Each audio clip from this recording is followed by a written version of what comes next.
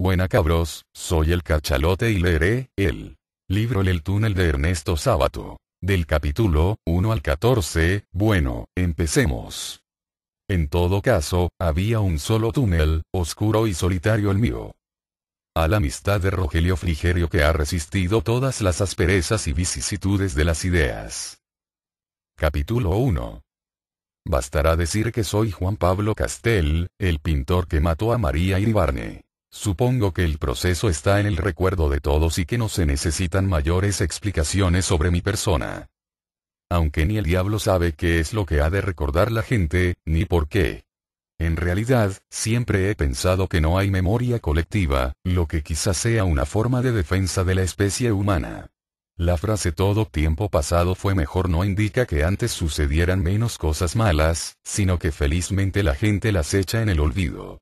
Desde luego, semejante frase no tiene validez universal. Yo, por ejemplo, me caracterizo por recordar preferentemente los hechos malos y, así, casi podría decir que todo tiempo pasado fue peor, si no fuera porque el presente me parece tan horrible como el pasado. Recuerdo tantas calamidades, tantos rostros cínicos y crueles, tantas malas acciones, que la memoria es para mí como la temerosa luz que alumbra un sórdido museo de la vergüenza. ¿Cuántas veces he quedado aplastado durante horas, en un rincón oscuro del taller, después de leer una noticia en la sección policial? Pero la verdad es que no siempre lo más vergonzoso de la raza humana aparece allí. Hasta cierto punto, los criminales son gente más limpia, más inofensiva. Esta afirmación no la hago porque yo mismo haya matado a un ser humano, es una honesta y profunda convicción. Un individuo es pernicioso, pues se lo liquida y se acabó. Eso es lo que yo llamo una buena acción. Piensen cuánto peor es para la sociedad que ese individuo siga destilando su veneno y que en vez de eliminarlo se quiera contrarrestar su acción recurriendo a anónimos, maledicencia y otras bajezas semejantes. En lo que a mí se refiere, debo confesar que ahora lamento no haber aprovechado mejor el tiempo de mi libertad, liquidando a 6 o 7 tipos que conozco. Que el mundo es horrible, es una verdad que no necesita demostración. Bastaría un hecho para probarlo. En todo caso, en un campo de concentración un expianista se quejó de hambre y entonces lo obligaron a comerse una rata, pero viva. No es de eso, sin embargo, de lo que quiero hablar ahora. Ya diré más adelante, si hay ocasión, algo más sobre este asunto de la rata. Capítulo 2. Como decía, me llamo Juan Pablo Castel. Podrán preguntarse qué me mueve a escribir la historia de mi crimen. No sé si ya dije que voy a relatar mi crimen y, sobre todo, a buscar un editor. Conozco bastante bien el alma humana para prever que pensarán en la vanidad. Piensen lo que quieran, me importa un bledo. Hace rato que me importan un bledo la opinión y la justicia de los hombres. Supongan, pues, que publico esta historia por vanidad. Al fin de cuentas estoy hecho de carne, huesos, pelo y uñas como cualquier otro hombre y me parecería muy injusto que exigiesen de mí, precisamente de mí, cualidades especiales. Uno se cree a veces un superhombre, hasta que advierte que también es mezquino, sucio y pérfido. De la vanidad no digo nada, creo que nadie está desprovisto de este notable motor del progreso humano. Me hacen reír esos señores que salen con la modestia de Einstein o gente por el estilo. Respuesta: es fácil ser modesto cuando se es célebre. Quiero decir, parecer modesto. Aun cuando se imagina que no existe en absoluto, se la descubre de pronto en su forma más sutil, la vanidad de la modestia. ¿Cuántas veces tropezamos con esa clase de individuos? Hasta un hombre, real o simbólico, como Cristo, pronunció palabras sugeridas por la vanidad o al menos por la soberbia. ¿Qué decir de León Bloy, que se defendía de la acusación de soberbia argumentando que se había pasado la vida sirviendo a individuos que no le llegaban a las rodillas? La vanidad se encuentra en los lugares más inesperados, al lado de la bondad, de la abnegación, de la generosidad. Cuando yo era chico y me desesperaba ante la idea de que mi madre debía morirse un día, con los años se llega a saber que la muerte no solo es soportable sino hasta reconfortante, no imaginaba que mi madre pudiese tener defectos. Ahora que no existe, debo decir que fue tan buena como puede llegar a serlo un ser humano. Pero recuerdo, en sus últimos años, cuando yo era un hombre, cómo al comienzo me dolía descubrir debajo de sus mejores acciones un sutilísimo ingrediente de vanidad o de orgullo. Algo mucho más demostrativo me sucedió a mí mismo cuando la operaron de cáncer. Para llegar a tiempo tuve que viajar 2 días enteros sin dormir. Cuando llegué al lado de su cama, su rostro de cadáver logró sonreírme levemente, con ternura, y murmuró unas palabras para compadecerme. Ella se compadecía de mi cansancio. Y yo sentí dentro de mí, oscuramente, el vanidoso orgullo de haber acudido tan pronto. Confieso este secreto para que vean hasta qué punto no me creo mejor que los demás. Sin embargo, no relato esta historia por vanidad. Quizá estaría dispuesto a aceptar que hay algo de orgullo o de soberbia. Pero ¿por qué esa manía de querer encontrar explicación a todos los actos de la vida? Cuando comencé este relato estaba firmemente decidido a no dar explicaciones de ninguna especie. Tenía ganas de contar la historia de mi crimen, y se acabó. Al que no le gustara, que no la leyese.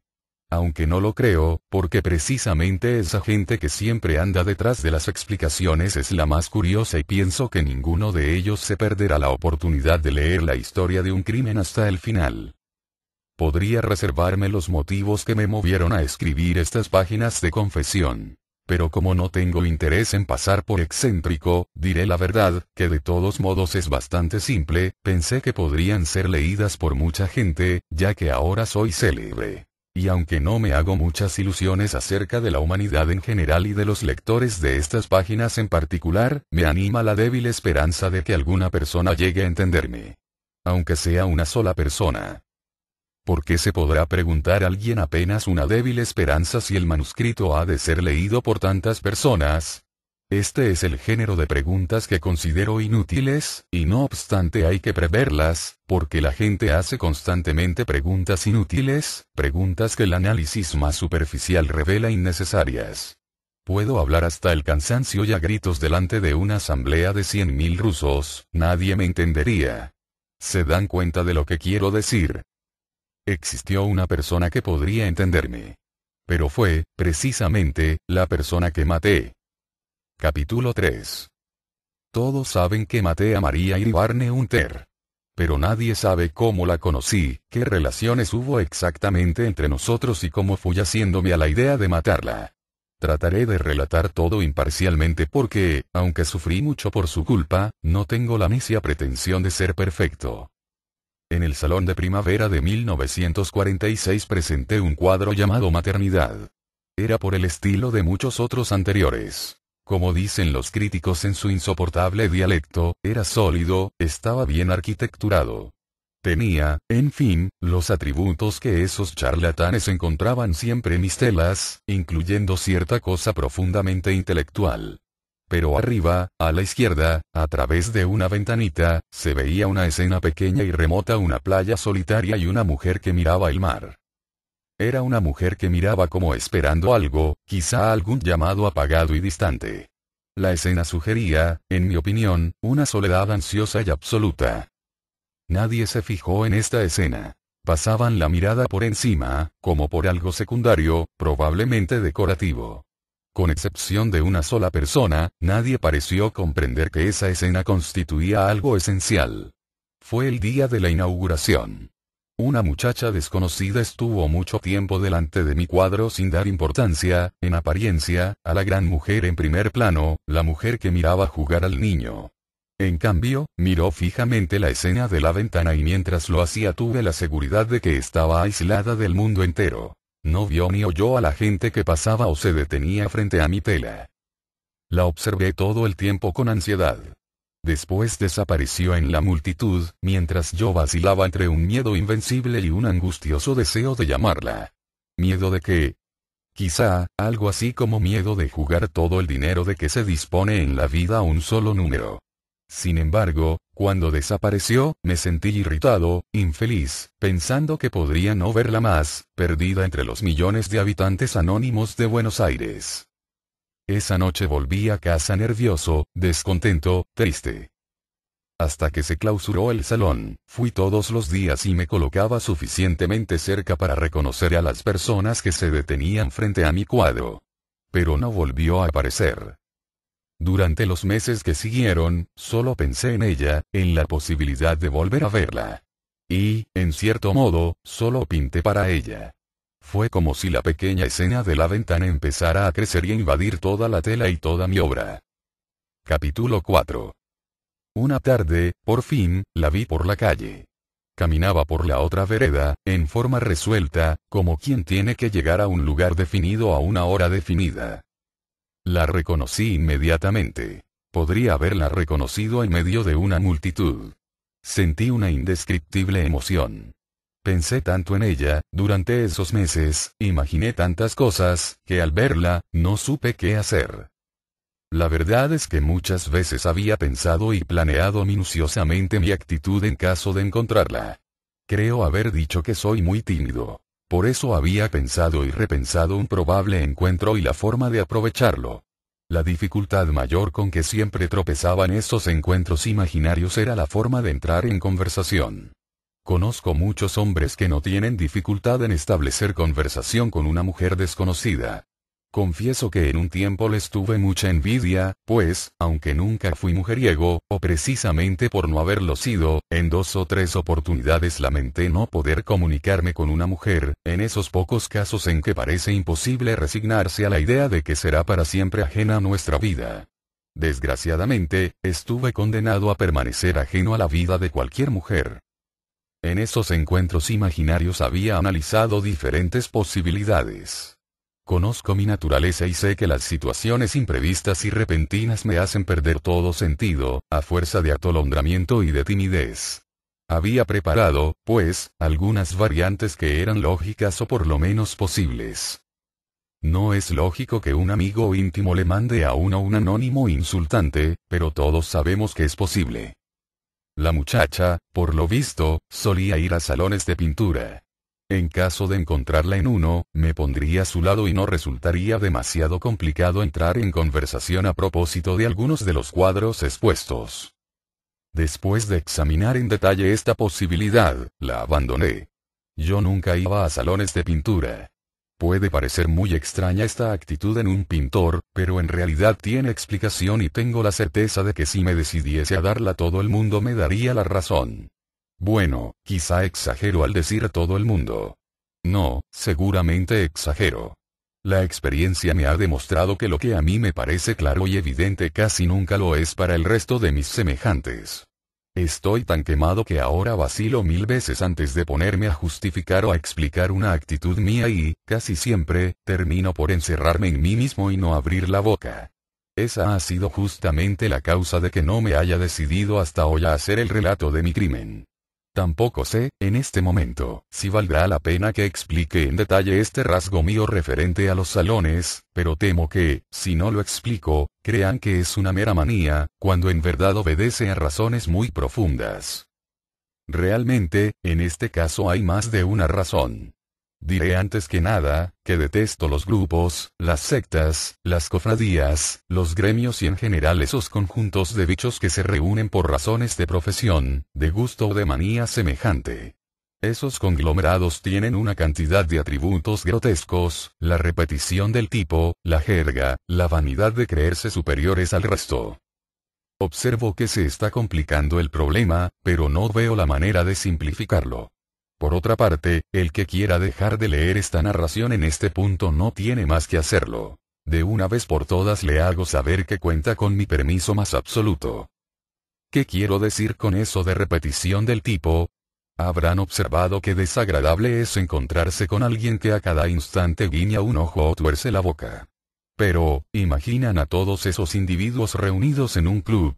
No hay necesidad de llegar a esos extremos, sin embargo, basta observar las familias numerosas, donde se repiten ciertos rasgos, ciertos gestos, ciertas entonaciones de voz. Me ha sucedido estar enamorado de una mujer anónimamente, claro, y huir espantado ante la posibilidad de conocer a las hermanas. Me había pasado ya algo horrendo en otra oportunidad. Encontré rasgos muy interesantes en una mujer, pero al conocer a una hermana quedé deprimido y avergonzado por mucho tiempo. Los mismos rasgos que en aquella me habían parecido admirables aparecían acentuados y deformados en la hermana, un poco caricaturizados. Y esa especie de visión deformada de la primera mujer en su hermana me produjo, además de esa sensación, un sentimiento de vergüenza, como si en parte yo fuera culpable de la luz levemente ridícula que la hermana echaba sobre la mujer que tanto había admirado. Quizá cosas así me pasen por ser pintor, porque he notado que la gente no da importancia a estas deformaciones de familia. Debo agregar que algo parecido me sucede con esos pintores que imitan a un gran maestro, como por ejemplo esos malhadados infelices que pintan a la manera de Picasso. Después, está el asunto de la jerga, otra de las características que menos soporto. Basta examinar cualquiera de los ejemplos: el psicoanálisis, el comunismo, el fascismo, el periodismo. No tengo preferencias. Todos me son repugnantes. Tomo el ejemplo que se me ocurre en este momento: el psicoanálisis. El doctor Prato tiene mucho talento y lo creía un verdadero amigo, hasta tal punto que sufrí un terrible desengaño cuando todos empezaron a perseguirme y él se unió a esa gentuza. Pero dejemos esto. Un día, apenas llegué al consultorio, Prato me dijo que debía salir y me invitó a ir con él. ¿A dónde?, le pregunté. A un cóctel de la sociedad, respondió. ¿De qué sociedad?, pregunté con oculta ironía, pues me revienta esa forma de emplear el artículo determinado que tienen todos ellos: la sociedad, por la sociedad psicoanalítica; el partido, por el partido comunista; la séptima, por la séptima sinfonía de Beethoven. Me miró extrañado, pero yo sostuve su mirada con ingenuidad. La sociedad psicoanalítica, hombre, respondió mirándome con esos ojos penetrantes que los freudianos creen obligatorios en su profesión, y como si también se preguntara qué otra chifladura le está empezando a este tipo. Recordé haber leído algo sobre una reunión o congreso presidido por un doctor Bernard Bertrand. Con la convicción de que no podía ser eso, le pregunté si era eso. Me miró con una sonrisa despectiva. Son unos charlatanes, comentó. La única sociedad psicoanalítica reconocida internacionalmente es la nuestra. Volvió a entrar en su escritorio, buscó en un cajón y finalmente me mostró una carta en inglés. La miré por cortesía. No sé inglés, expliqué. Es una carta de Chicago. Nos acredita como la única sociedad de psicoanálisis en la Argentina. Puse cara de admiración y profundo respeto. Luego salimos y fuimos en automóvil hasta el local. Había una cantidad de gente. A algunos los conocía de nombre, como al Dr. Goldenberg, que últimamente había tenido mucho renombre a raíz de haber intentado curar a una mujer. Los metieron a los dos en el manicomio. Acababa de salir. Lo miré atentamente, pero no me pareció peor que los demás, hasta me pareció más calmo, tal vez como resultado del encierro. Me elogió los cuadros de tal manera que comprendí que los detestaba. Todo era tan elegante que sentí vergüenza por mi traje viejo y mis rodilleras. Y sin embargo, la sensación de grotesco que experimentaba no era exactamente por eso, sino por algo que no terminaba de definir. Culminó cuando una chica muy fina, mientras me ofrecía unos sándwiches, comentaba con un señor no sé qué problema de masoquismo anal. Es probable, pues, que aquella sensación resultase de la diferencia de potencial entre los muebles modernos, limpísimos, funcionales, y damas y caballeros tan aseados emitiendo palabras genito-urinarias. Quise buscar refugio en algún rincón, pero resultó imposible. El departamento estaba atestado de gente idéntica que decía permanentemente la misma cosa. Escapé entonces a la calle. Al encontrarme con personas habituales, un vendedor de diarios, un chico, un chofer, me pareció de pronto fantástico que en un departamento hubiera aquel amontonamiento. Sin embargo, de todos los conglomerados detesto particularmente el de los pintores. En parte, naturalmente, porque es el que más conozco y ya se sabe que uno puede detestar con mayor razón lo que se conoce a fondo. Pero tengo otra razón: los críticos. Es una plaga que nunca pude entender. Si yo fuera un gran cirujano y un señor que jamás ha manejado un bisturí, ni es médico ni ha entablillado la pata de un gato, viniera a explicarme los errores de mi operación, ¿qué se pensaría? Lo mismo pasa con la pintura. Lo singular es que la gente no advierte que es lo mismo y aunque se ría de las pretensiones del crítico de cirugía, escucha con un increíble respeto a esos charlatanes. se podría escuchar con cierto respeto los juicios de un crítico que alguna vez haya pintado, aunque más no fuera que telas mediocres. Pero aún en ese caso sería absurdo, pues ¿cómo puede encontrarse razonable que un pintor mediocre dé consejos a uno bueno? Capítulo 5. Me he apartado de mi camino. Pero es por mi maldita costumbre de querer justificar cada uno de mis actos. ¿A qué diablos explicar la razón de que no fuera a salones de pintura? Me parece que cada uno tiene derecho a asistir o no, si le da la gana, sin necesidad de presentar un extenso alegato justificatorio. ¿A dónde se llegaría, si no, con semejante manía? Pero, en fin, ya está hecho, aunque todavía tendría mucho que decir acerca de ese asunto de las exposiciones, las habladurías de los colegas, la ceguera del público, la imbecilidad de los encargados de preparar el salón y distribuir los cuadros. Felizmente o desgraciadamente ya todo eso no me interesa. De otro modo quizá escribiría un largo ensayo titulado de la forma en que el pintor debe defenderse de los amigos de la pintura. Debía descartar, pues, la posibilidad de encontrarla en una exposición. Podía suceder, en cambio, que ella tuviera un amigo que a su vez fuese amigo mío. En ese caso, bastaría con una simple presentación. Encandilado con la desagradable luz de la timidez, me eché gozosamente en brazos de esa posibilidad. Una simple presentación. Qué fácil se volvía todo, qué amable. El encandilamiento me impidió ver inmediatamente lo absurdo de semejante idea. No pensé en aquel momento que encontrar a un amigo suyo era tan difícil como encontrarla a ella misma, porque es evidente que sería imposible encontrar un amigo sin saber quién era ella. Pero si sabía quién era ella, ¿para qué recurrir a un tercero? Quedaba, es cierto, la pequeña ventaja de la presentación, que yo no desdeñaba. Pero, evidentemente, el problema básico era hallarla a ella y luego, en todo caso, buscar un amigo común para que nos presentara. Quedaba el camino inverso, ver si alguno de mis amigos era, por azar, amigo de ella. Y eso sí podía hacerse sin hallarla previamente, pues bastaría con interrogar a cada uno de mis conocidos acerca de una muchacha de tal estatura y de pelo así y así. Todo esto, sin embargo, me pareció una especie de frivolidad y lo deseché. Me avergonzó el solo imaginar que hacía preguntas de esa naturaleza a gentes como Mapella y Olartigue. Creo conveniente dejar establecido que no descarté esta variante por descabellada, solo lo hice por las razones que acabo de exponer. Alguno podría creer, efectivamente, que es descabellado imaginar la remota posibilidad de que un conocido mío fuera a la vez conocido de ella. Quizá lo parezca a un espíritu superficial, pero no a quien está acostumbrado a reflexionar sobre los problemas humanos. Existen en la sociedad estratos horizontales, formados por las personas de gustos semejantes, y en estos estratos los encuentros casuales no son raros, sobre todo cuando la causa de la estratificación es alguna característica de minorías. Me ha sucedido encontrar una persona en un barrio de Berlín, luego en un pequeño lugar casi desconocido de Italia y, finalmente, en una librería de Buenos Aires. ¿Es razonable atribuir al azar estos encuentros repetidos? Pero estoy diciendo una trivialidad, lo sabe cualquier persona aficionada a la música, al esperanto, al espiritismo. Había que caer, pues, en la posibilidad más temida, al encuentro en la calle.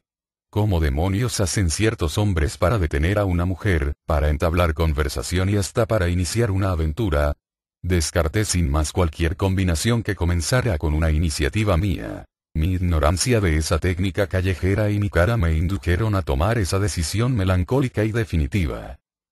No quedaba sino esperar una feliz circunstancia, de esas que suelen presentarse cada millón de veces. Que ella hablara primero. De modo que mi felicidad estaba librada a una remotísima lotería, en la que había que ganar una vez para tener derecho a jugar nuevamente y solo recibir el premio en el caso de ganar en esta segunda jornada. Efectivamente, tenía que darse la posibilidad de encontrarme con ella y luego la posibilidad, todavía más improbable, de que ella me dirigiera la palabra. Sentí una especie de vértigo, de tristeza y desesperanza. Pero, no obstante, seguí preparando mi posición. Imaginaba, pues, que ella me hablaba, por ejemplo para preguntarme una dirección o acerca de un ómnibus. Y a partir de esa frase inicial yo construí durante meses de reflexión, de melancolía, de rabia, de abandono y de esperanza, una serie interminable de variantes. En alguna yo era locuaz, dicharachero nunca lo he sido, en realidad. En otra era parco. En otras me imaginaba risueño. A veces, lo que es sumamente singular, contestaba bruscamente a la pregunta de ella y hasta con rabia contenida. Sucedió en alguno de esos encuentros imaginarios que la entrevista se malograra por irritación absurda de mi parte, por reprocharle casi groseramente una consulta que yo juzgaba inútil o irreflexiva. Estos encuentros fracasados me dejaban lleno de amargura, y durante varios días me reprochaba la torpeza con que había perdido una oportunidad tan remota de entablar relaciones con ella. Felizmente, terminaba por advertir que todo eso era imaginario y que al menos seguía quedando la posibilidad real. Entonces volvía a prepararme con más entusiasmo y a imaginar nuevos y más fructíferos diálogos callejeros. En general, la dificultad mayor estribaba en vincular la pregunta de ella con algo tan general y alejado de las preocupaciones diarias como la esencia general del arte o, por lo menos, la impresión que le había producido mi ventanita. Por supuesto, si se tiene tiempo y tranquilidad, siempre es posible establecer lógicamente, sin que choque, esa clase de vinculaciones. En una reunión social sobre el tiempo y en cierto modo se está para establecer esa clase de vinculaciones entre temas totalmente ajenos. Pero en el ajetreo de una calle de Buenos Aires, entre gentes que corren colectivos y que lo llevan a uno por delante, es claro que había que descartar casi ese tipo de conversación. Pero por otro lado no podía descartarla sin caer en una situación irremediable para mi destino. Volvía, pues, a imaginar diálogos, los más eficaces y rápidos posibles, que llevarán desde la frase ¿dónde queda el correo central?, hasta la discusión de problemas del expresionismo o del superrealismo. No era nada fácil. Una noche de insomnio llegué a la conclusión de que era inútil y artificioso intentar una conversación semejante y que era preferible atacar bruscamente el punto central, con una pregunta valiente, jugándome todo a un solo número. Por ejemplo, preguntando por qué miró solamente la ventanita. Es común que en las noches de insomnio sea teóricamente más decidido que durante el día, en los hechos. Al otro día, al analizar fríamente esta posibilidad, concluí que jamás tendría suficiente valor para hacer esa pregunta a boca de jarro. Como siempre, el desaliento me hizo caer en el otro extremo. Imaginé entonces una pregunta tan indirecta que para llegar al punto que me interesaba la ventana casi se requería una larga amistad, una pregunta del género de ¿tiene interés en el arte? No recuerdo ahora todas las variantes que pensé. Solo recuerdo que había algunas tan complicadas que eran prácticamente inservibles. Sería un azar demasiado portentoso que la realidad coincidiera luego con una llave tan complicada, preparada de antemano ignorando la forma de la cerradura. Pero sucedía que cuando había examinado tantas variantes enrevesadas, me olvidaba del orden de las preguntas y respuestas o las mezclaba, como sucede en el ajedrez cuando uno imagina partidas de memoria. Y también resultaba a menudo que reemplazaba frases de una variante con frases de otra, con resultados ridículos o desalentadores. Por ejemplo, detenerla para darle una dirección y enseguida preguntarle ¿tiene mucho interés en el arte? Era grotesco. Cuando llegaba a esta situación descansaba por varios días de barajar combinaciones. Capítulo 6. Al verla caminar por la vereda de enfrente, todas las variantes se amontonaron y revolvieron en mi cabeza. Confusamente, sentí que surgían en mi conciencia frases íntegras elaboradas y aprendidas en aquella larga gimnasia preparatoria ¿tiene mucho interés en el arte? ¿Porque miró solo la ventanita? Etc. Con más insistencia que ninguna otra, surgía una frase que yo había desechado por grosera y que en ese momento me llenaba de vergüenza y me hacía sentir aún más ridículo. ¿Le gusta Castel? Las frases, sueltas y mezcladas, formaban un tumultuoso rompecabezas en movimiento, hasta que comprendí que era inútil preocuparme de esa manera. Recordé que era ella quien debía tomar la iniciativa de cualquier conversación. Y desde ese momento me sentí estúpidamente tranquilizado, y hasta creo que llegué a pensar, también estúpidamente vamos a ver ahora cómo se las arreglará. Mientras tanto, y a pesar de ese razonamiento, me sentía tan nervioso y emocionado que no atinaba a otra cosa que a seguir su marcha por la vereda de enfrente, sin pensar que si quería darle al menos la hipotética posibilidad de preguntarme una dirección tenía que cruzar la vereda y acercarme. Nada más grotesco, en efecto, que suponerla pidiéndome a gritos, desde allá, una dirección. ¿Qué haría? ¿Hasta cuándo duraría esa situación? Me sentí infinitamente desgraciado. Caminamos varias cuadras. Ella siguió caminando con decisión. Estaba muy triste, pero tenía que seguir hasta el fin, no era posible que después de haber esperado este instante durante meses dejase escapar la oportunidad. Y el andar rápidamente mientras mi espíritu vacilaba tanto me producía una sensación singular, mi pensamiento era como un gusano ciego y torpe dentro de un automóvil a gran velocidad. Dio vuelta en la esquina de San Martín, caminó unos pasos y entró en el edificio de la compañía T. Comprendí que tenía que decidirme rápidamente y entré detrás, aunque sentí que en esos momentos estaba haciendo algo desproporcionado y monstruoso. Esperaba el ascensor. No había nadie más. Alguien más audaz que yo pronunció desde mi interior esta pregunta increíblemente estúpida. ¿Este es el edificio de la compañía T? Un cartel de varios metros de largo, que abarcaba todo el frente del edificio, proclamaba que, en efecto, ese era el edificio de la compañía T. No obstante, ella se dio vuelta con sencillez y me respondió afirmativamente.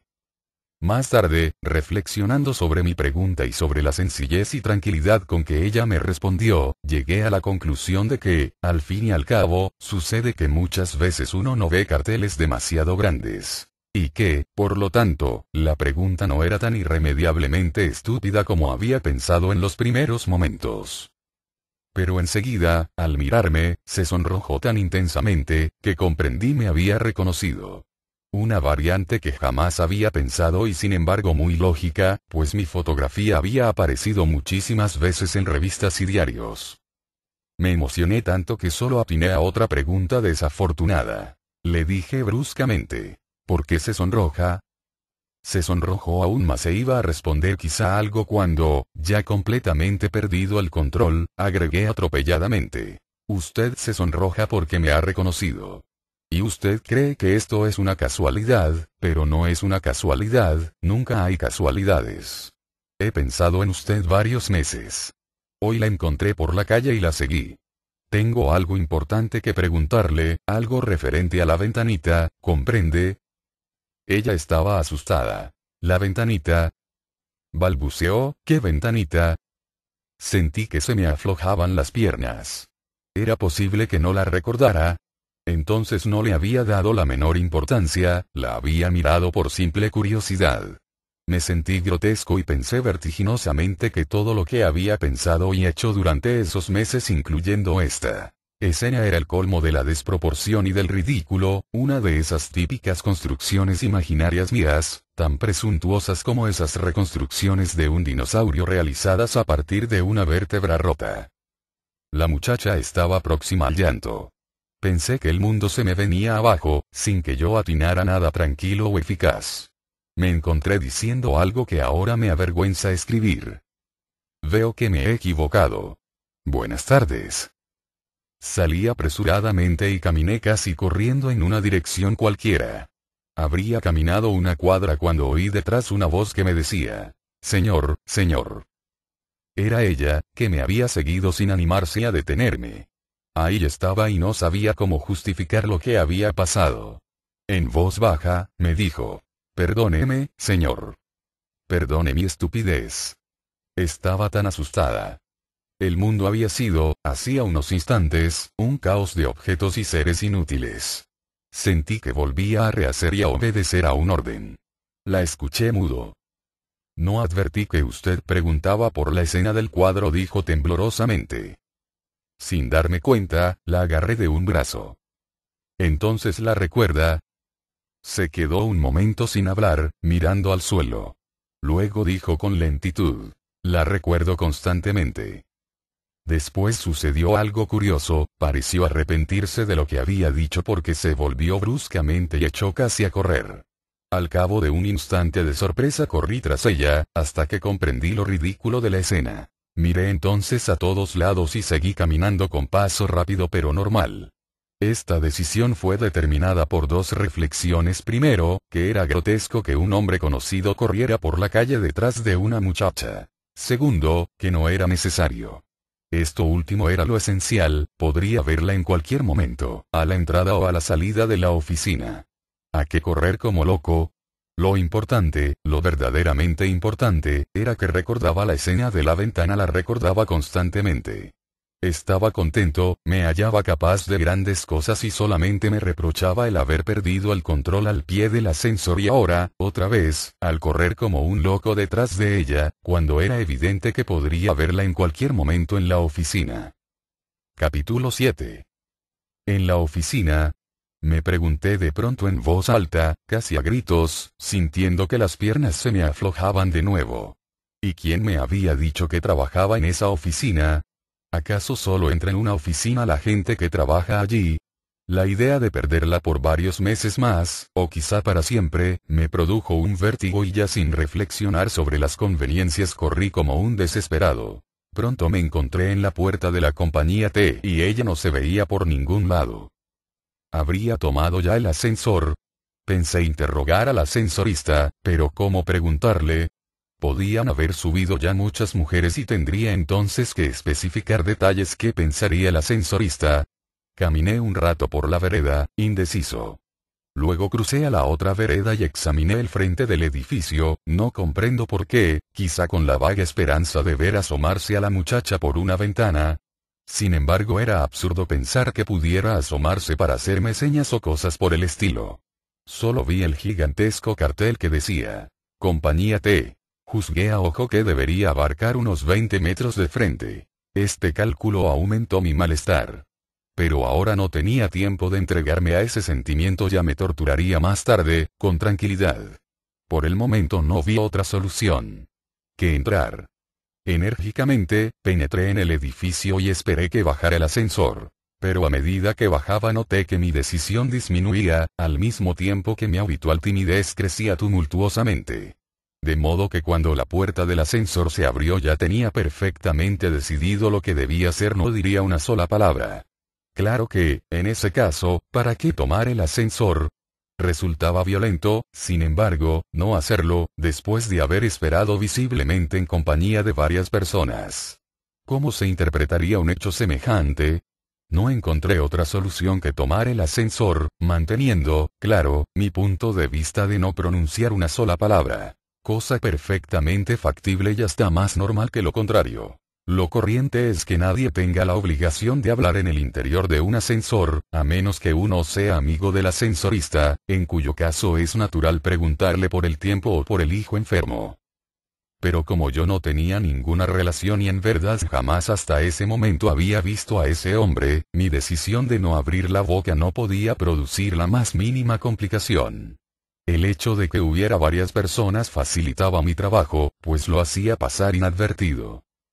Entré tranquilamente al ascensor, pues, y las cosas ocurrieron como había previsto, sin ninguna dificultad. Alguien comentó con el ascensorista el calor húmedo y este comentario aumentó mi bienestar, porque confirmaba mis razonamientos.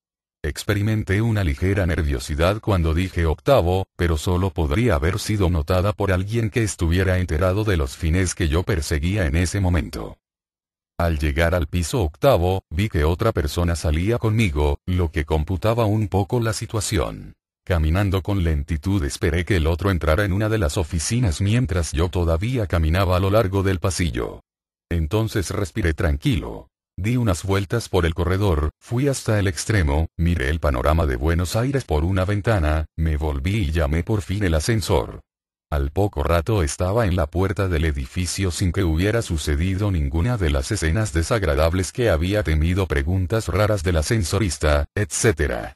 Encendí un cigarrillo y no había terminado de encenderlo cuando advertí que mi tranquilidad era bastante absurda. Era cierto que no había pasado nada desagradable, pero también era cierto que no había pasado nada en absoluto. En otras palabras más crudas, la muchacha estaba perdida, a menos que trabajase regularmente en esas oficinas. pues si había entrado para hacer una simple gestión podía ya haber subido y bajado, desencontrándose conmigo. Claro que pensé, si ha entrado por una gestión es también posible que no la haya terminado en tan corto tiempo. Esta reflexión me animó nuevamente y decidí esperar al pie del edificio. Durante una hora estuve esperando sin resultado. Analicé las diferentes posibilidades que se presentaban. 1. La gestión era larga. En ese caso había que seguir esperando.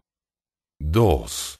Después de lo que había pasado, quizá estaba demasiado excitada y habría ido a dar una vuelta antes de hacer la gestión.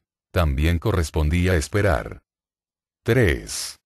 Trabajaba allí. En este caso había que esperar hasta la hora de salida. De modo que esperando hasta esa hora razoné enfrente a las tres posibilidades. Esta lógica me pareció de hierro y me tranquilizó bastante para decidirme a esperar con serenidad en el café de la esquina, desde cuya vereda podía vigilar la salida de la gente.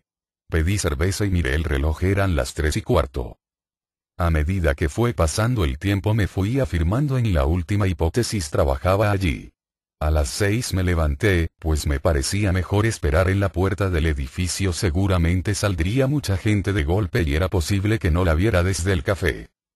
A las 6:00 empezó a salir el personal. A las 6:30 habían salido casi todos, como se infería del hecho de que cada vez raleaban más. A las 7:45 no salía casi nadie, solamente, de vez en cuando, algún alto empleado. A menos que ella fuera un alto empleado absurdo, pensé, o secretaria de un alto empleado, eso sí, pensé con una débil esperanza. A las 7 todo había terminado. Capítulo 8. Mientras volvía a mi casa profundamente deprimido, trataba de pensar con claridad. Mi cerebro es un hervidero, pero cuando me pongo nervioso las ideas se me suceden como en un vertiginoso ballet. A pesar de lo cual, o quizá por eso mismo, he ido acostumbrándome a gobernarlas y ordenarlas rigurosamente. De otro modo creo que no tardaría en volverme loco. Como dije, volví a casa en un estado de profunda depresión, pero no por eso dejé de ordenar y clasificar las ideas, pues sentí que era necesario pensar con claridad si no quería perder para siempre a la única persona que evidentemente había comprendido mi pintura. O ella entró en la oficina para hacer una gestión, o trabajaba allí. No había otra posibilidad. Desde luego, esta última era la hipótesis más favorable. En este caso, al separarse de mí se habría sentido trastornada y decidiría volver a su casa. Era necesario esperarla, pues, al otro día, frente a la entrada. Analicé luego la otra posibilidad, la gestión. Podría haber sucedido que, trastornada por el encuentro, hubiera vuelto a la casa y decidido dejar la gestión para el otro día.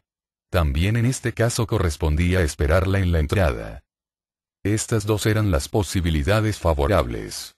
La otra era terrible, la gestión había sido hecha mientras yo llegaba al edificio y durante mi aventura de ida y vuelta en el ascensor. Es decir, que nos habíamos cruzado sin vernos. El tiempo de todo este proceso era muy breve y era muy improbable que las cosas hubieran sucedido de este modo, pero era posible, bien podía consistir la famosa gestión en entregar una carta, por ejemplo. En tales condiciones creí inútil volver al otro día a esperar. Había, sin embargo, dos posibilidades favorables y me aferré a ellas con desesperación. Llegué a mi casa con una mezcla de sentimientos. Por un lado, cada vez que pensaba en la frase que ella había dicho la recuerdo constantemente, mi corazón latía con violencia y sentí que se me abría una oscura pero vasta y poderosa perspectiva. Intuí que una gran fuerza, hasta ese momento dormida, se desencadenaría en mí. Por otro lado, imaginé que podía pasar mucho tiempo antes de volver a encontrarla. Era necesario encontrarla. Me encontré diciendo en alta voz, varias veces: es necesario, es necesario. Capítulo 9. Al otro día, temprano, estaba ya parado frente a la puerta de entrada de las oficinas de T. Entraron todos los empleados, pero ella no apareció. Era claro que no trabajaba allí, aunque restaba la débil hipótesis de que hubiera enfermado y no fuese a la oficina por varios días. Quedaba, además, la posibilidad de la gestión, de manera que decidí esperar toda la mañana en el café de la esquina. Había ya perdido toda esperanza. Serían alrededor de las 11:30 cuando la vi salir de la boca del subterráneo. Terriblemente agitado, me levanté de un salto y fui a su encuentro. Cuando ella me vio, se detuvo como si de pronto se hubiera convertido en piedra. Era evidente que no contaba con semejante aparición. Era curioso, pero la sensación de que mi mente había trabajado con un rigor férreo me daba una energía inusitada. Me sentía fuerte, estaba poseído por una decisión viril y dispuesto a todo. Tanto que la tomé de un brazo casi con brutalidad y, sin decir una sola palabra, la arrastré por la calle San Martín en dirección a la plaza. Parecía desprovista de voluntad. No dijo una sola palabra. Cuando habíamos caminado unas 2 cuadras, me preguntó: ¿A dónde me lleva? A la plaza San Martín. Tengo mucho que hablar con usted, le respondí, mientras seguía caminando con decisión, siempre arrastrándola del brazo. Murmuró algo referente a las oficinas de TE, pero yo seguí arrastrándola y no oí nada de lo que me decía. Agregué: tengo muchas cosas que hablar con usted. No ofrecía resistencia. Yo me sentía como un río crecido que arrastra una rama. Llegamos a la plaza y busqué un banco aislado. ¿Por qué huyó? Fue lo primero que le pregunté. Me miró con esa expresión que yo había notado el día anterior, cuando me dijo, la recuerdo constantemente. Era una mirada extraña, fija, penetrante, parecía venir de atrás. Esa mirada me recordaba algo, unos ojos parecidos, pero no podía recordar dónde los había visto.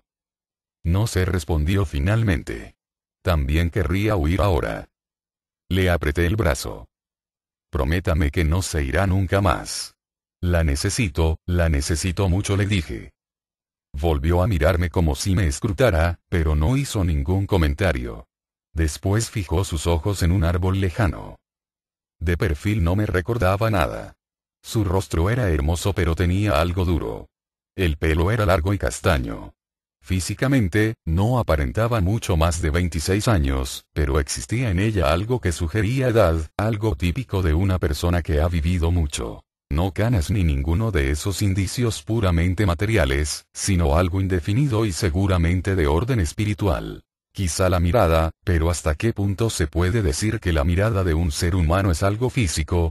Quizá la manera de apretar la boca, pues, aunque la boca y los labios son elementos físicos, la manera de apretarlos y ciertas arrugas son también elementos espirituales. No pude precisar en aquel momento, ni tampoco podría precisarlo ahora, qué era, en definitiva, lo que daba esa impresión de edad. Pienso que también podía ser el modo de hablar. Necesito mucho de usted, repetí. No respondió, seguía mirando el árbol. ¿Por qué no habla? Le pregunté. Sin dejar de mirar el árbol, contestó. Yo no soy nadie. Usted es un gran artista.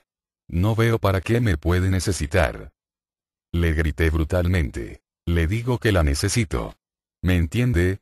Siempre mirando el árbol, musitó. ¿Para qué? No respondí en el instante. Dejé su brazo y quedé pensativo. ¿Para qué, en efecto? Hasta ese momento no me había hecho con claridad la pregunta y más bien había obedecido a una especie de instinto. Con una ramita comencé a trazar dibujos geométricos en la tierra.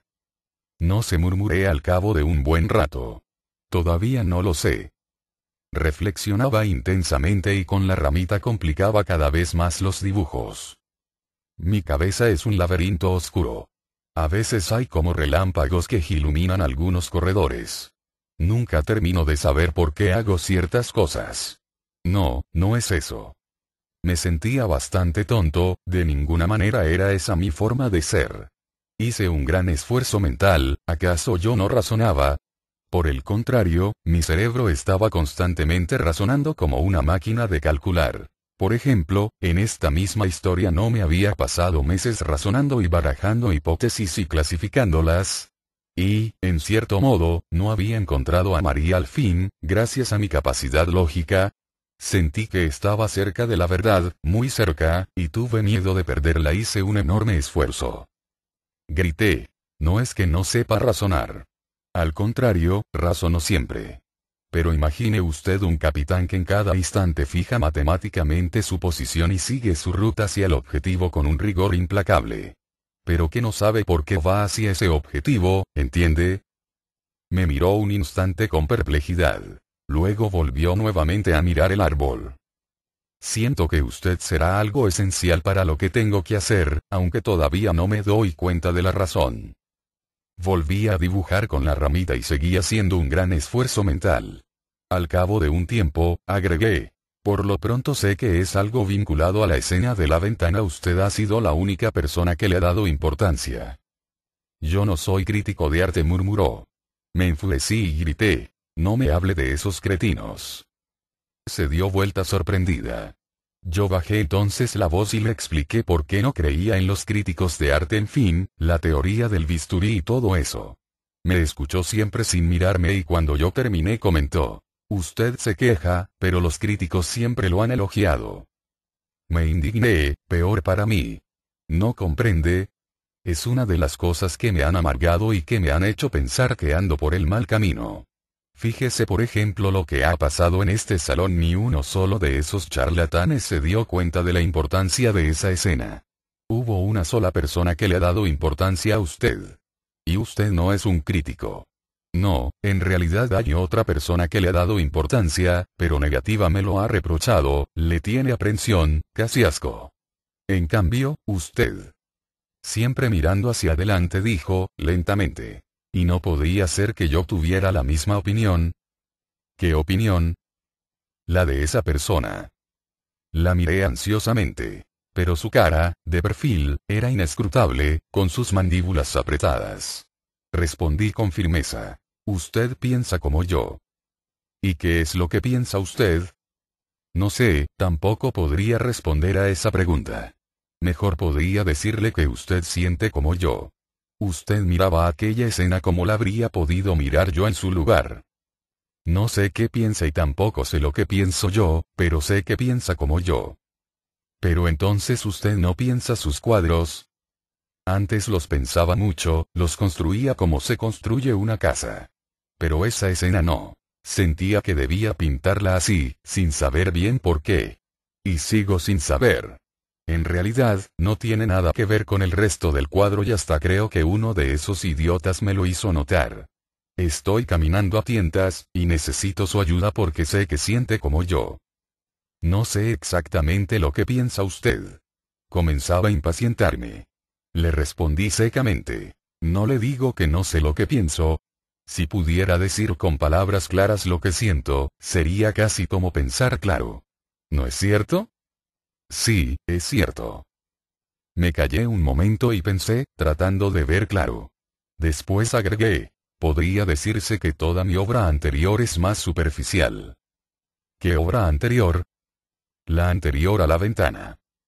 Me concentré nuevamente y luego dije, no, no es eso exactamente, no es eso. No es que fuera más superficial. ¿Qué era, verdaderamente? Nunca, hasta ese momento, me había puesto a pensar en este problema. Ahora me daba cuenta hasta qué punto había pintado la escena de la ventana como un sonámbulo. No, no es que fuera más superficial, agregué, como hablando para mí mismo. No sé, todo esto tiene algo que ver con la humanidad en general, ¿comprende? Recuerdo que días antes de pintarla había leído que en un campo de concentración alguien pidió de comer y lo obligaron a comerse una rata viva. A veces creo que nada tiene sentido. En un planeta minúsculo, que corre hacia la nada desde millones de años, nacemos en medio de dolores, crecemos, luchamos, nos enfermamos, sufrimos, hacemos sufrir, gritamos, morimos, mueren y otros están naciendo para volver a empezar la comedia inútil. ¿Sería eso, verdaderamente? Me quedé reflexionando en esa idea de la falta de sentido. Toda nuestra vida sería una serie de gritos anónimos en un desierto de astros indiferentes. Ella seguía en silencio. Esa escena de la playa me da miedo, agregué después de un largo rato, aunque sé que es algo más profundo. No, más bien quiero decir que me representa más profundamente a mí, eso es. No es un mensaje claro, todavía, no, pero me representa profundamente a mí. Oí que ella decía, un mensaje de desesperanza, quizá. La miré ansiosamente. Sí, respondí, me parece que un mensaje de desesperanza. ¿Ve cómo usted sentía como yo? Después de un momento, preguntó. ¿Y le parece elogiable un mensaje de desesperanza? La observé con sorpresa. No, repuse, me parece que no. ¿Y usted qué piensa? Quedó un tiempo bastante largo sin responder. Por fin volvió la cara y su mirada se clavó en mí. La palabra elogiable no tiene nada que hacer aquí, dijo, como contestando a su propia pregunta. Lo que importa es la verdad. ¿Y usted cree que esa escena es verdadera? Pregunté. Casi con dureza, afirmó. Claro que es verdadera. Miré ansiosamente su rostro duro, su mirada dura. ¿Por qué esa dureza? Me preguntaba, ¿por qué? Quizás sintió mi ansiedad, mi necesidad de comunión, porque por un instante su mirada se ablandó y pareció ofrecerme un puente.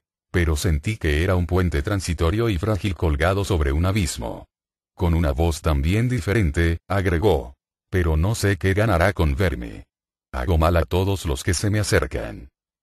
Capítulo 10. Quedamos en vernos pronto. Me dio vergüenza decirle que deseaba verla al otro día o que deseaba seguir viéndola allí mismo y que ella no debería separarse ya nunca de mí. A pesar de que mi memoria es sorprendente, tengo, de pronto, lagunas inexplicables. No sé ahora qué le dije en aquel momento, pero recuerdo que ella me respondió que debía irse. Esa misma noche le hablé por teléfono. Me atendió una mujer. Cuando le dije que quería hablar con la señorita María Iribarne pareció vacilar un segundo, pero luego dijo que iría a ver si estaba. Casi instantáneamente oí la voz de María, pero con un tono casi oficinesco, que me produjo un vuelco. Necesito verla, María, le dije. Desde que nos separamos he pensado constantemente en usted cada segundo. Me detuve temblando. Ella no contestaba. ¿Por qué no contesta? Le dije con nerviosidad creciente. Espere un momento, respondió. Oí que dejaba el tubo. A los pocos instantes oí de nuevo su voz, pero esta vez su voz verdadera. Ahora también ella parecía estar temblando. No podía hablar, me explicó. ¿Por qué? Acá entra y sale mucha gente. ¿Y ahora cómo puede hablar?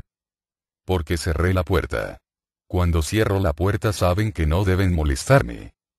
Necesito verla, María, repetí con violencia. No he hecho otra cosa que pensar en usted desde el mediodía. Ella no respondió. ¿Por qué no responde? Castel. Comenzó con indecisión. No me diga Castel. Grité indignado. Juan Pablo. Dijo entonces, con timidez. Sentí que una interminable felicidad comenzaba con esas dos palabras. Pero María se había detenido nuevamente. ¿Qué pasa? Pregunté. ¿Por qué no habla? Yo también, musitó. ¿Yo también qué? Pregunté con ansiedad. Que yo también no he hecho más que pensar. ¿Pero pensar en qué? Seguí preguntando, insaciable. En todo. ¿Cómo en todo? ¿En qué? En lo extraño que es todo esto. Lo de su cuadro. El encuentro de ayer. Lo de hoy. ¿Qué sé yo? La imprecisión siempre me ha irritado. Sí, pero yo le he dicho que no he dejado de pensar en usted, respondí. Usted no me dice que haya pensado en mí. Pasó un instante. Luego respondió. Le digo que he pensado en todo. No ha dado detalles. Es que todo es tan extraño, ha sido tan extraño. Estoy tan perturbada. Claro que pensé en usted. Mi corazón golpeó. Necesitaba detalles, me emocionan los detalles, no las generalidades. ¿Pero cómo? Pregunté con creciente ansiedad. Yo he pensado en cada uno de sus rasgos, en su perfil cuando miraba el árbol, en su pelo castaño, en sus ojos duro y como de pronto se hacen blandos, en su forma de caminar. Tengo que cortarme, interrumpió de pronto. Viene gente. La llamaré mañana temprano, alcancé a decir, con desesperación. Bueno, respondió rápidamente. Capítulo 11. Pasé una noche agitada. No pude dibujar ni pintar, aunque intenté muchas veces empezar algo. Salí a caminar y de pronto me encontré en la calle Corrientes. Me pasaba algo muy extraño. Miraba con simpatía a todo el mundo. Creo haber dicho que me he propuesto hacer este relato en forma totalmente imparcial y ahora daré la primera prueba, confesando uno de mis peores defectos. Siempre he mirado con antipatía y hasta con asco a la gente, sobre todo a la gente amontonada. Nunca he soportado las playas en verano.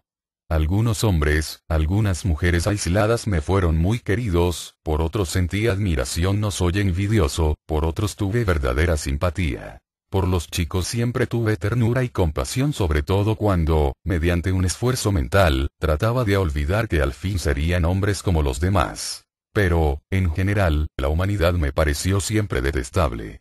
No tengo inconvenientes en manifestar que a veces me impedía comer en todo el día o me impedía pintar durante una semana el haber observado un rasgo. Es increíble hasta qué punto la codicia, la envidia, la petulancia, la grosería, la avidez y, en general, todo ese conjunto de atributos que forman la condición humana pueden verse en una cara, en una manera de caminar, en una mirada. Me parece natural que después de un encuentro así uno no tenga ganas de comer, de pintar, ni aun de vivir. Sin embargo, quiero hacer constar que no me enorgullezco de esta característica, sé que es una muestra de soberbia y sé, también, que mi alma ha albergado muchas veces la codicia, la petulancia, la avidez y la grosería. Pero he dicho que me propongo narrar esta historia con entera imparcialidad, y así lo haré. Esa noche, pues, mi desprecio por la humanidad parecía abolido o, por lo menos, transitoriamente ausente. Entré en el Café Malsotto. Supongo que ustedes saben que la gente va allí a oír tangos, pero a oírlos como un creyente en Dios oye la Pasión según San Mateo. Capítulo 12. A la mañana siguiente, a eso de las 10, llamé por teléfono. Me atendió la misma mujer del día anterior. Cuando pregunté por la señorita María Iribarne me dijo que esa misma mañana había salido para el campo. Me quedé frío. ¿Para el campo?, pregunté. Sí, señor. ¿Usted es el señor Castell? Sí, soy Castell. Dejó una carta para usted, acá. Que perdone, pero no tenía su dirección. Me había hecho tanto a la idea de verla ese mismo día y esperaba cosas tan importantes de ese encuentro que este anuncio me dejó anonadado. Se me ocurrieron una serie de preguntas por qué había resuelto ir al campo. Evidentemente, esta resolución había sido tomada después de nuestra conversación telefónica, porque, si no, me habría dicho algo acerca del viaje y, sobre todo, no habría aceptado mi sugestión de hablar por teléfono a la mañana siguiente. Ahora bien, si esa resolución era posterior a la conversación por teléfono, sería también consecuencia de esa conversación. Y si era consecuencia, ¿por qué? ¿Quería huir de mí una vez más? ¿Temía el inevitable encuentro del otro día? Este inesperado viaje al campo despertó la primera duda. Como sucede siempre, empecé a encontrar sospechosos detalles anteriores a los que antes no había dado importancia. ¿Por qué esos cambios de voz en el teléfono el día anterior? ¿Quiénes eran esas gentes que entraban y salían y que le impedían hablar con naturalidad? Además, eso probaba que ella era capaz de simular. ¿Y por qué vaciló esa mujer cuando pregunté por la señorita Iribarne? Pero una frase sobre todo se me había grabado como con ácido: cuando cierro la puerta saben que no deben molestarme. Pensé que alrededor de María existían muchas sombras. Estas reflexiones me las hice por primera vez mientras corría a su casa. Era curioso que ella no hubiera averiguado mi dirección. Yo, en cambio, conocía ya su dirección y su teléfono. Vivía en la calle Posadas, casi en la esquina de Seaver. Cuando llegué al 5º piso y toqué el timbre, sentí una gran emoción. Abrió la puerta un mucamo que debía de ser polaco o algo por el estilo, y cuando di mi nombre me hizo pasar a una salita llena de libros. Las paredes estaban cubiertas de estantes hasta el techo, pero también había montones de libros encima de 2 mesitas y hasta de un sillón. Me llamó la atención el tamaño excesivo de muchos volúmenes. Me levanté para echar un vistazo a la biblioteca. De pronto tuve la impresión de que alguien me observaba en silencio a mis espaldas. Me di vuelta y vi a un hombre en el extremo opuesto de la salita. Era alto, flaco, tenía una hermosa cabeza. Sonreía mirando hacia donde yo estaba, pero en general, sin precisión. A pesar de que tenía los ojos abiertos, me di cuenta de que era ciego. Entonces me expliqué el tamaño anormal de los libros. «Usted es Castell, ¿no?», me dijo con cordialidad, extendiéndome la mano. Sí, señor Iribarne, respondí, entregándole mi mano con perplejidad, mientras pensaba qué clase de vinculación familiar podía haber entre María y él. Al mismo tiempo que me hacía señas de tomar asiento, sonrió con una ligera expresión de ironía y agregó: no me llamo Iribarne y no me diga señor. Soy Allende, marido de María.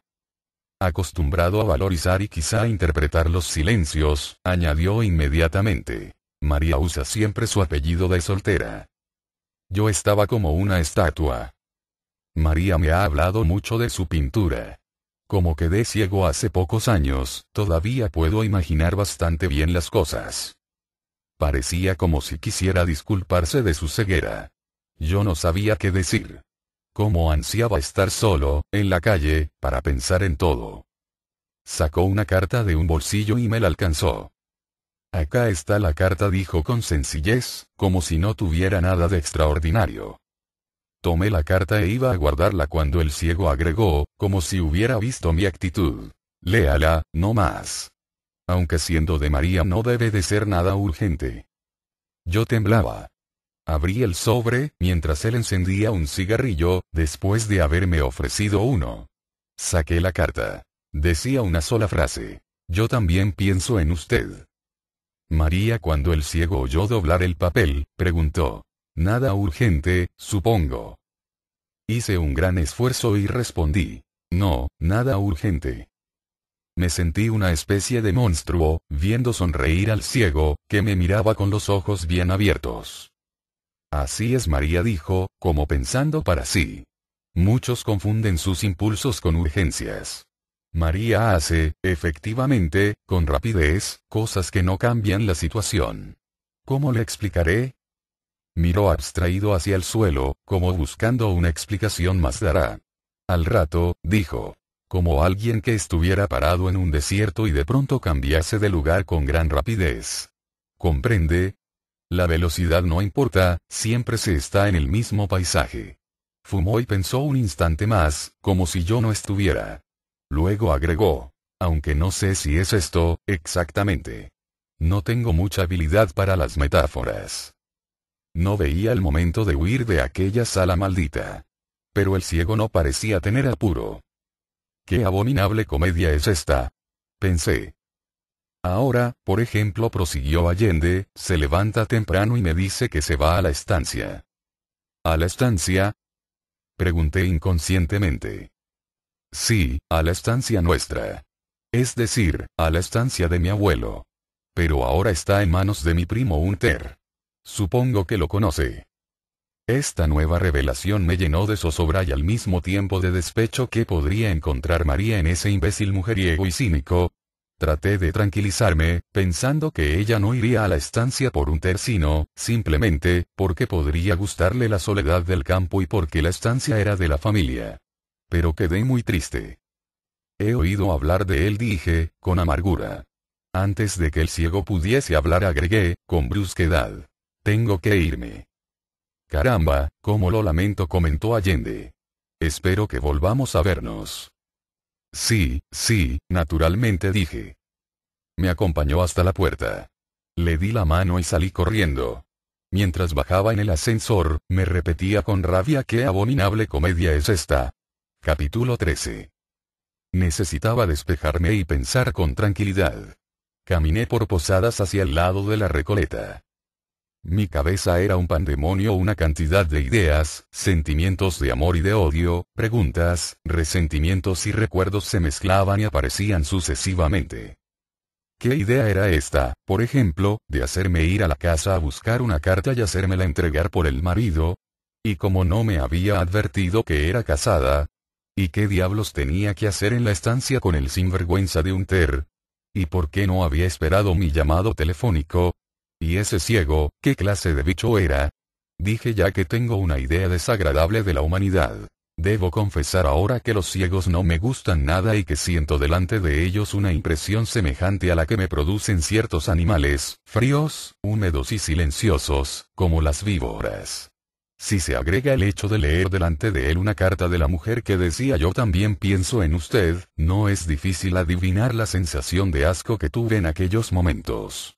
Traté de ordenar un poco el caos de mis ideas y sentimientos y proceder con método, como acostumbro. Había que empezar por el principio, y el principio, por lo menos el inmediato, era, evidentemente, la conversación por teléfono. En esa conversación había varios puntos oscuros. En primer término, si en esa casa era tan natural que ella tuviera relaciones con hombres, como lo probaba el hecho de la carta a través del marido, ¿por qué emplear una voz neutra y oficinesca hasta que la puerta estuvo cerrada? Luego, ¿qué significaba esa aclaración de que cuando está la puerta cerrada saben que no deben molestarme? Por lo visto, era frecuente que ella se encerrara para hablar por teléfono. Pero no era creíble que se encerrase para tener conversaciones triviales con personas amigas de la casa. Había que suponer que era para tener conversaciones semejantes a la nuestra. Pero entonces había en su vida otras personas como yo. ¿Cuántas eran? ¿Y quiénes eran? Primero pensé en Hunter, pero lo excluí enseguida. ¿A qué hablar por teléfono si podía verlo en la estancia cuando quisiera? ¿Quiénes eran los otros, en ese caso? Pensé si con esto liquidaba el asunto telefónico. No quedaba terminado. Subsistía el problema de su contestación a mi pregunta precisa. Observé con amargura que cuando yo le pregunté si había pensado en mí, después de tantas vaguedades solo contestó: no le he dicho que he pensado en todo. Esto de contestar con una pregunta no compromete mucho. En fin, la prueba de que esa respuesta no fue clara era que ella misma, al otro día o esa misma noche, creyó necesario responder en forma bien precisa con una carta. Pasemos a la carta, me dije. Saqué la carta del bolsillo y la volví a leer. Yo también pienso en usted, María. La letra era nerviosa, o por lo menos era la letra de una persona nerviosa. No es lo mismo, porque, de ser cierto lo primero, manifestaba una emoción actual y, por lo tanto, un indicio favorable a mi problema. Sea como sea, me emocionó muchísimo la firma María. Simplemente María. Esa simplicidad me daba una vaga idea de pertenencia, una vaga idea de que la muchacha estaba ya en mi vida y de que, en cierto modo, me pertenecía. ¡Ay!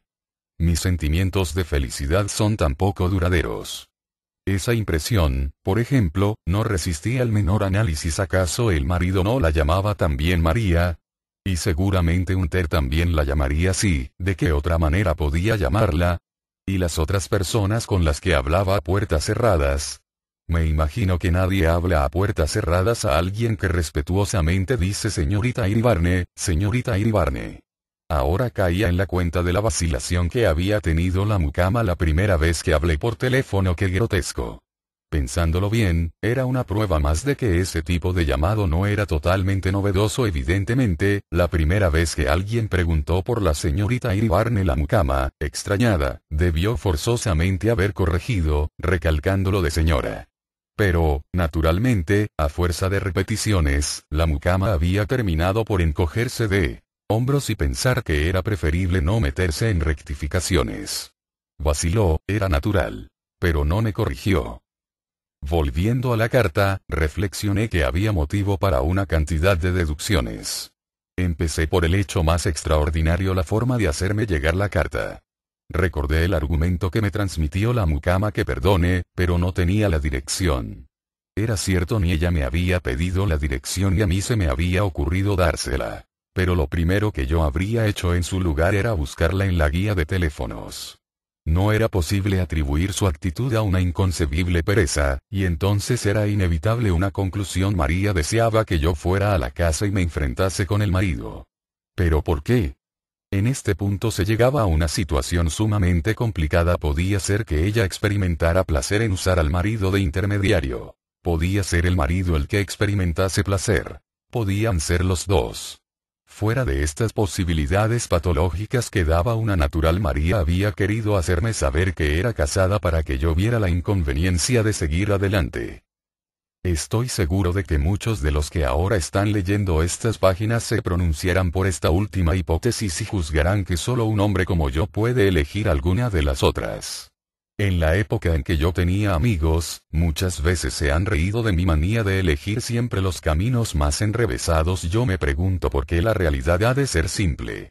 Mi experiencia me ha enseñado que, por el contrario, casi nunca lo es y que cuando hay algo que parece extraordinariamente claro, una acción que al parecer obedece a una causa sencilla, casi siempre hay debajo móviles más complejos.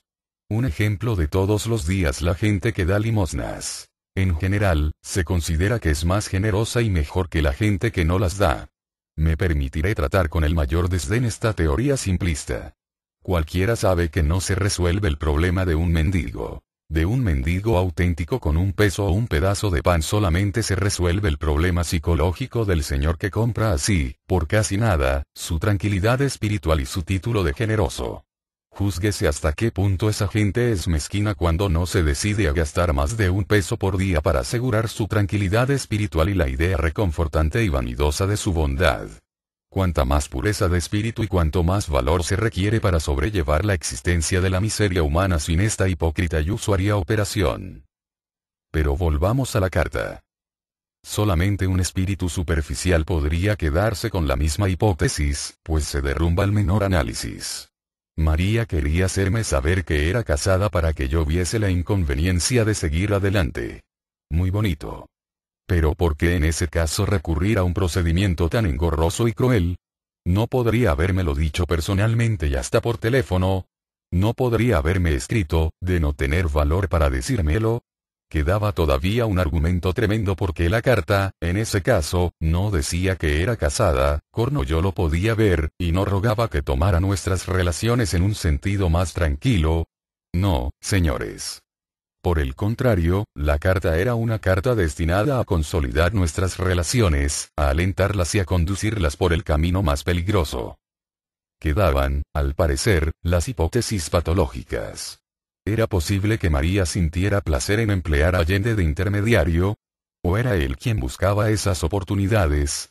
¿O el destino se había divertido juntando dos seres semejantes?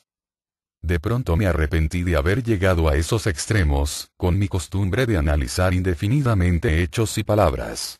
Recordé la mirada de María fija en el árbol de la plaza, mientras oía mis opiniones. Recordé su timidez, su primera huida. Y una desbordante ternura hacia ella comenzó a invadirme y me pareció que era una frágil criatura en medio de un mundo cruel, lleno de fealdad y miseria. Sentí lo que muchas veces había sentido desde aquel momento del salón, que era un ser semejante a mí. Olvidé mis áridos razonamientos, mis deducciones feroces. Me dediqué a imaginar su rostro, su mirada, esa mirada que me recordaba algo que no podía precisar, su forma profunda y melancólica de razonar. Sentí que el amor anónimo que yo había alimentado durante años de soledad se había concentrado en María.